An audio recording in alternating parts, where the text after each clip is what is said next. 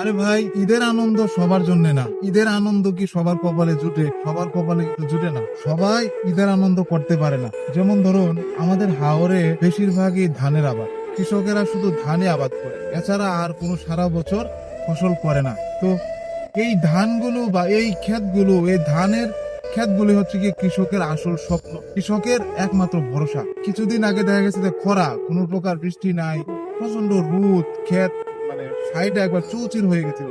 কিন্তু এখন এত পরিমাণে বৃষ্টি হওয়া শুরু হয়েছে, আল্লাহ মানে একবারে পানিতে ডুবাই দিতেছে সবকিছু।